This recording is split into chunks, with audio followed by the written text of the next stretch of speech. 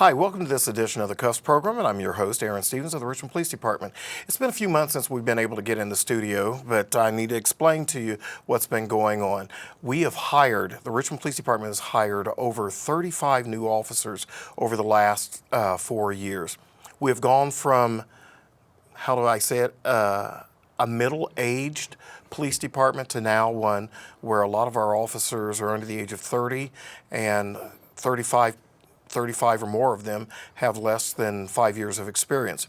So part of my role as a police officer is also as a field training officer, and because of that, it's been very, very difficult to get back in the studio. For those of you who have stopped me in the stores and out there on the street who've asked me about the CUFFS program, I want to thank you again for being loyal followers of the program, and we're going to go ahead and get back on a normal routine starting now and through 2020. But it's, again, an opportunity to come out and be a part of our community and talk about some of the things that are going on. And it's my pleasure today to have as the guest Dr. Todd Terrill, who is the Superintendent of Schools, Richmond Community Schools. Dr. Terrill, I want to thank you very much, and if you don't mind, I'll call you Todd. That is absolutely fine. So I don't get my tongue tied and everything else. I want to welcome you to the CUFFS program, and let's talk a little bit about you and your background and your role as Superintendent of School. Sure. So I've been in education now for well over 20 years. Moved to Richmond originally in 1998. Came from Florida, and my wife's from Newcastle, so we moved back when we had our kids, want to get closer to family. I was here for 9 years, 5 as a teacher and coach, and then 4 as an administrator at Dennis. Then left and went to Muncie for 8 years, and then came back, and hard to believe, but it's been almost 5 years now since I've been back here in the community. So, and one of the other things about Dr. Terrill, I'm going to throw this tidbit out of there for those of you who are also products of Indiana University. His brother-in-law is the football coach at Indiana University. I don't suppose you take any pride in that, do you? I take a lot of pride in IU, especially now. Spent a lot of weekends down there. Yeah. Actually heading out tomorrow to go back down and go up and beat Purdue this weekend. So. Thank you very much. Per what? Yeah, exactly. Yeah. It's funny. You know, one of my things is I originally got accepted to Stanford. I had no desire whatsoever to go to Indiana University. I'm thinking party school, whatever. I'm not going there. I was going to go and do my pre-med studies out at Stanford University. And then, maybe 2 months before, scheduled to go out there, my family had gone out to Kansas visiting relatives and everything. My older sister had just finished her first year at Kansas State University. I had just graduated. And my younger sister was going to be going to college the next year after she graduated in 1980 in Florida. So it was the last time, realistically, that mom and dad and all 5 kids were going to be able to do that. And we spent a lot of time together in the car and laughing and everything else, and I got homesick. Except for football camp, band camp, and a couple of other things. I'd never been anywhere away from Richmond, and to think that I was going to go 2,700 miles to the west, I thought, nah. So my thought was, let me do a first semester someplace close by, get the discipline down of being on my own and going to college, and then I'd go out to Stanford. For whatever reason, last second I chose IU, got accepted and everything. Got there on the first day, fell in love with the place and never left. That's great. Physically or emotionally after that. So, yeah.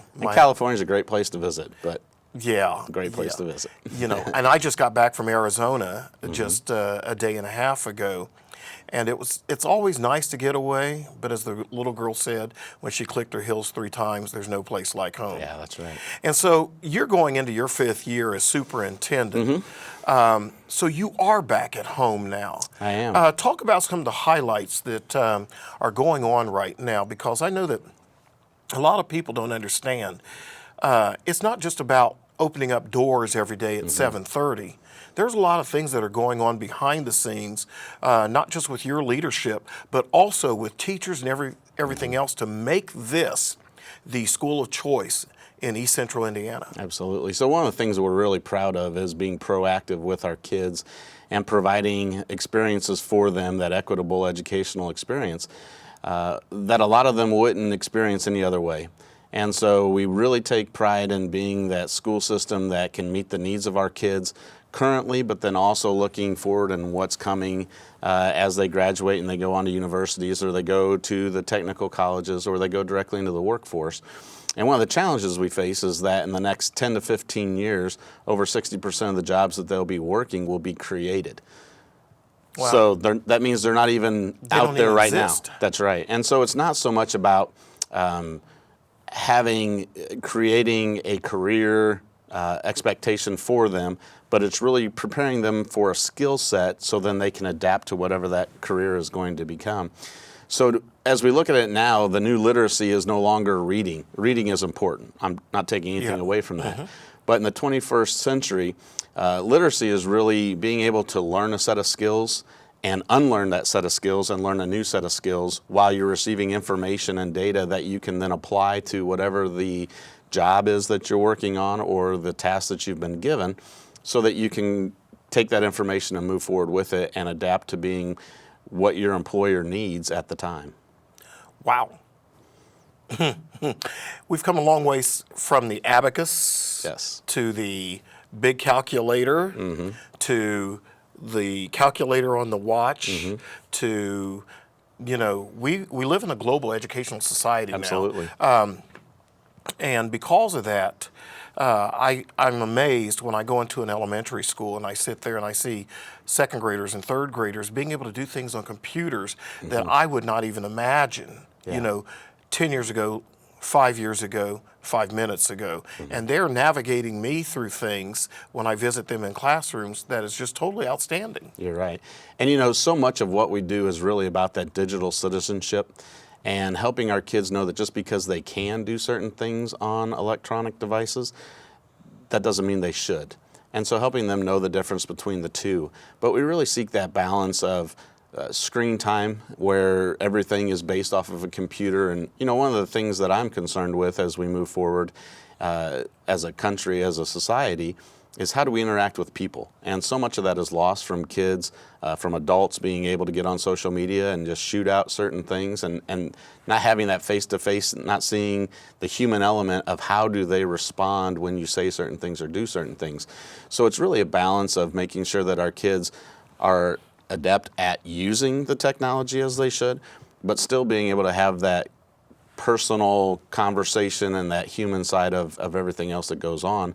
But especially one of the things we're really focusing on is that social and emotional learning piece. And really, how do we help our kids as they get into situations where they feel stressed or that fight or flight kicks in and being able to handle that. And so we're really working with our teachers, especially with our support staff, and being able to recognize the signs from our kids to see when things are starting to work up within them, and then how do we respond to that as adults, because so much of our response to them is how they learn.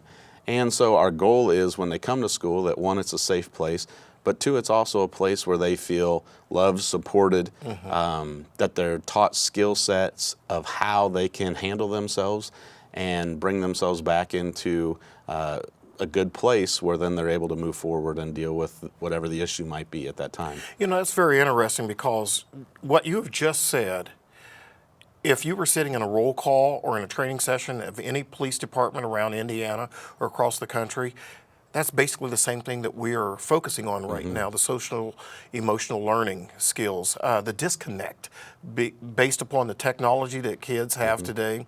And they spend so much time, you know, on the internet, on the computer, on electronic devices and everything else. Those social skills to connect with someone, to speak with someone, when we're dealing with them and they're 8, 9, and 10, 13, 14, 15 years old, as we're trying to engage with them in conversation about things that they're going through, we're also, to an extent, sometimes we're looking at a dead screen right there, because they do not know how. A lot of them do not understand the importance of communication. You know, reach out and touch someone, not only with your hands, but also with your eyes and with your heart, because everything is like this. And you know as well as I do, when we were coming up, when we were kids, a lot of times if there was an adult, you just automatically respected their position. A lot of times they gave you directions and there wasn't a lot of reason behind it. It was, you're going to do what I just told you to do. I went into education early because I wanted to be a coach and I wanted to impact kids in that way. And as I look back now, 25 years ago when I first got into education, how we interact with kids has to be different. It just has to be. You know, one of the phrases that we use in education is, when you know better, you need to do better. And at the time, there wasn't a lot of brain research going on. There wasn't a lot of looking at how do words impact where people are coming from and how you react to them. And because of where we are today, and that can be right, wrong, or indifferent, but the bottom line is that is where we're at. And so either you can adjust and learn how to work with people, with kids, or you can't. And if you can't, you're going to have a lot of problems. And so our goal is to really work with our teachers, work with our support staff, to make sure that we give them the tools to be able to work with our kids. We're really fortunate here in Richmond Community Schools. Dr. Lori Desatel is based out of Butler University, and she is one of the top researchers, and not just a researcher, but really practical with the application of brain research and social emotional learning.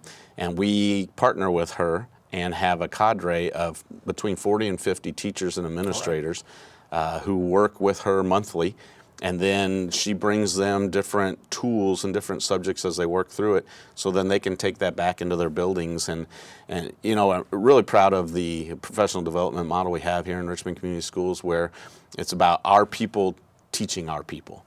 And they've really stepped up in a great way, and our teachers have really taken this on and are really sharing that with others. And you know, that's how we make a difference, is when you have those conversations between teacher to teacher, or administrator to teacher, or administrator to administrator, about what do we need to do differently, or what are some different ways we can approach this. And those conversations take place hundreds of times every week here in our corporation. You know, a long time ago, which really wasn't that long time ago, Johns Hopkins labeled Richmond Community Schools, Richmond High School in particular, as a dropout factory. Just recently, Richmond Community Schools recognized, you know, through Indiana State for various achievements and all. There's a lot to be proud of in regards to where RCS has come from and where it is today, and the product that's being put out, in spite of dwindling tax dollars to support us, certainly dwindling state dollars to support public education, yet still being able to graduate, you know, graduation rate 97+% students and everything else, preparing them for lifelong learning opportunities. So talk a little bit about that. So this past graduating class, the cohort was just over 98% even. And so you're right, we have come so far since that name or determination was put out by Johns Hopkins University. And a lot of that is not just our school corporation, but the way our community really rallied together and came together. And in my opinion, it's a great example of how, when a problem is put out there and you bring multiple resources together, which we're really good at doing here in Richmond, how you can solve those problems and do what's best for kids. So you're right, we continue to be challenged by reduced funding, the whole Red for Ed movement that you just saw over at the State House. You know, some people have come back and really said, well, that's just about teacher pay. Teacher pay may be a part of it, but it's really about underfunded public education. And when you look back if you were to go back 12, 15 years ago and compare the funding that we received at that time per child compared to now, it's well over $1,000 less, approaching closer to $2,000 less per student of what we're receiving today. Now, I'll tell you, another thing I'm really proud of here in Richmond Community Schools is the way that we utilize our resources. Our board, as you know, and you're a member of that, has been very proactive over the last 10, 15 years, making sure that they make the hard calls, the tough decisions to put us in a spot where financially we do what we need to do what's best for kids. And so we continue to do that, and the challenge is, how do we utilize those resources in the best way possible? For our community, I think it's really important that you know that we are one of the lowest in debt corporations in our state. Wow. So for us, we're in a really good spot with that, and a lot of things as you look at districts similar to ours, urban districts, even within our region here, that have really gone through some really hard financial times, we've been able to stay ahead of that, if you will, and that comes from really good planning, really looking at our resources. Proud to say that we've invested in our human resources here within our corporation. We've settled two-year contracts with our Teachers Association in the last 2 years, last 4 years, and been able to give them significant raises each time. But also then for our support staff, every group has had salary or pay adjustments to their salary schedules. And on top of that, we've also seen about a 9% increase in their pay as well. So we're really looking at our most important resource is our human resource, and really investing in that and trying to do the best we can for our people. And that's in light of the fact that we have in Richmond, I believe, over 70% free and reduced lunch rate. Now, somebody who doesn't know and can't understand that, when you're talking about 70% of your students and the families are eligible for free or reduced lunch, breakfast, and everything else, it means that those are families that are in need. And usually people equate families in need to someone who is not going to be successful in the classroom.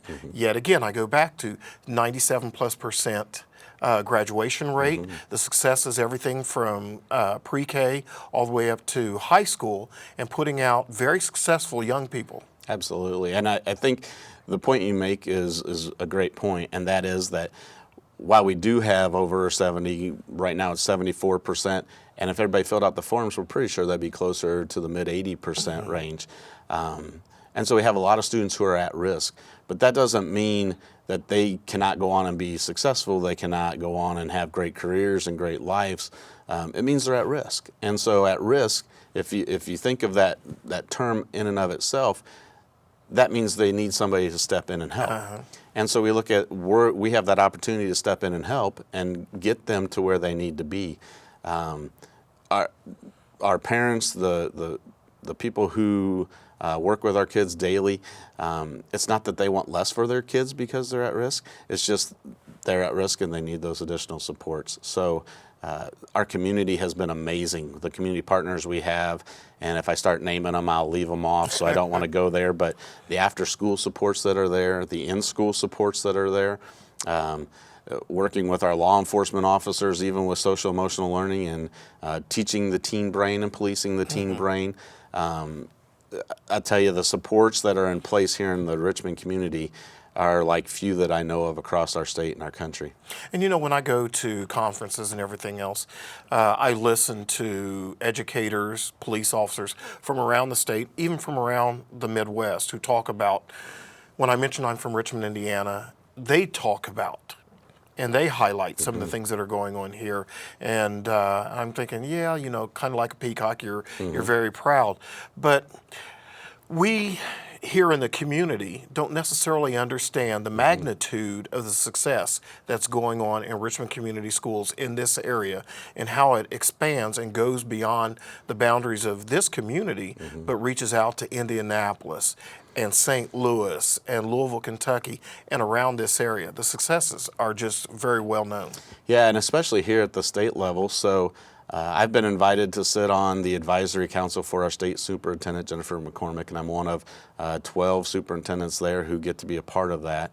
I've also, the state Department of Education just partnered with the Indiana Association of Public School Superintendents, and that's a mouthful, to come up with a superintendent cadre, which what they do there is they try to bring out anything that's coming and get input to decide as a state where are we going to go with it.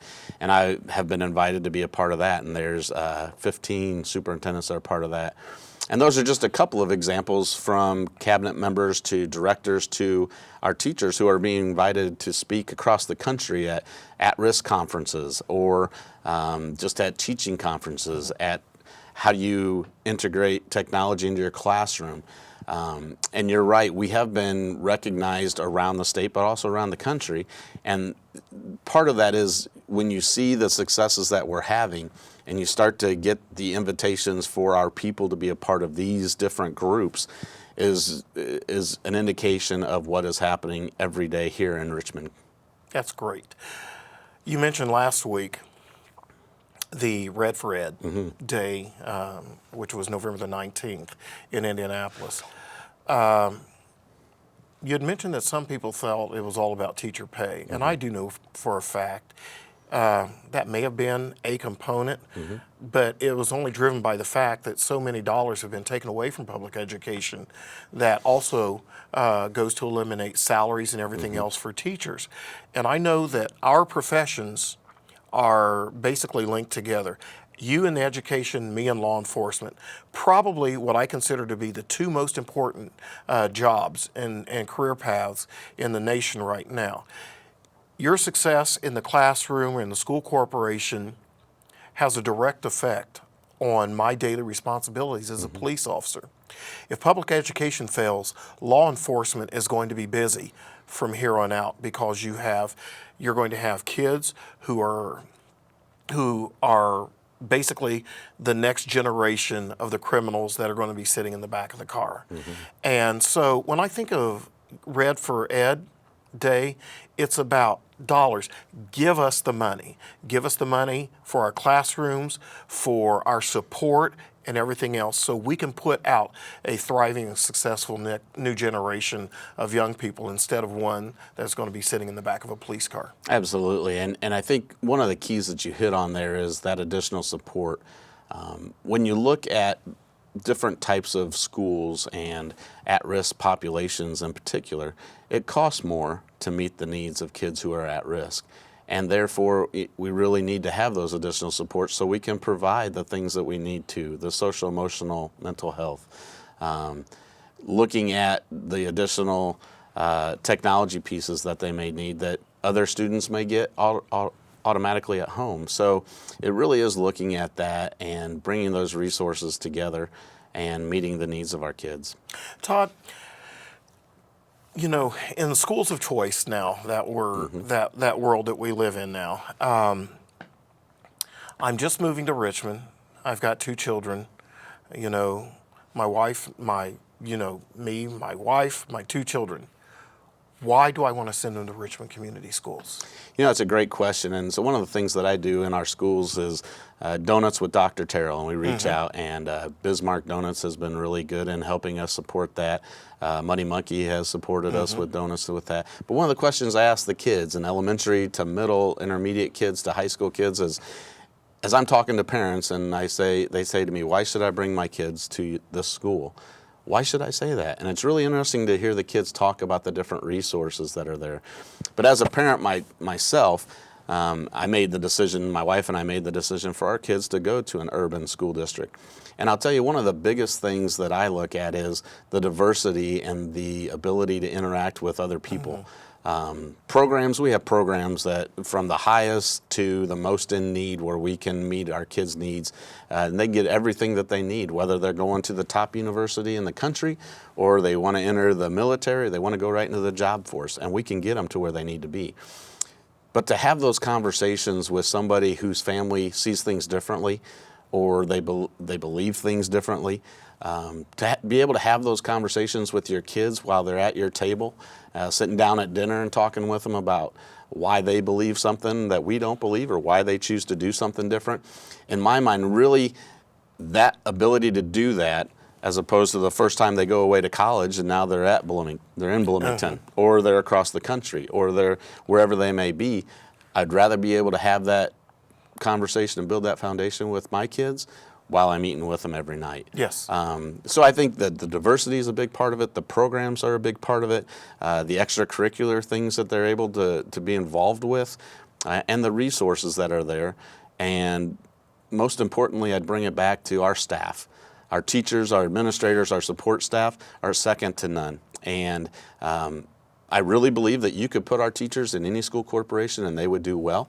But I'm not sure that you could bring teachers who don't feel called to be in an urban setting and they could do as well with our kids. and our kids do well because of what happens in the classroom. And a lot of districts, it's in spite of what happens in the classroom because they're coming with experiences from their families. And bottom line is, it's about our people. Well, again, teaching today is a calling.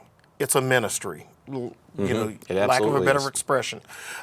It's a ministry because when you have other opportunities, now, today, you've got to understand the mission of public education, to be a classroom teacher and say, that's what I want to be. And ladies and gentlemen, if you don't understand that, just drive by any of the schools in Richmond sometime tonight, tomorrow. Drive by on a weekend and see how many cars are on the parking lot there at 7 o'clock and 8 o'clock at night. The teacher doesn't end his or her day at 3:30.